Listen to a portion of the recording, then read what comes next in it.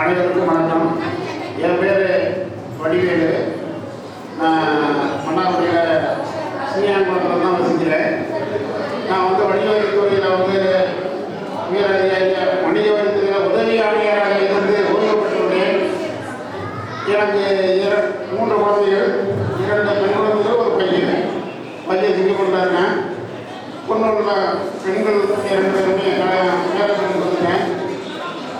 என்னுடைய கடமைகளை நான் சரிவர செய்திருக்கிறேனா என்று என்னாலே சொல்ல முடியாத அளவுக்கு எனது மனைவியார் செஞ்சிருக்காங்க. ஏன்னா எனக்கு எப்போதுமே வேலை வேலை என்றுதான் நான் இருப்பேனே தவிர குடும்பத்தை கவனிப்பது என்னுடைய வேலையாக நான் கருதவே இல்லை. ஏனென்றால் நான் வேலை பார்க்கும் துறை அது மாதிரி அமைந்து விட்டது. வணிகவரித்துறையிலே காலையில் சென்றால் இரவு 12 மணி கூட ஆகும்.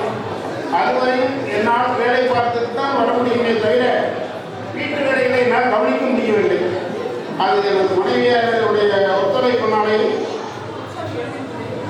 அவங்களுடைய விடாமுயற்சியினாலும் நான் கூட பெரிய ஒரு பதவியை அடைய முடிந்தது அப்படிங்கிறத சொல்லி எல்லாருக்கும் நான் தெரிவித்துள்ளேன். நன்றி சார்.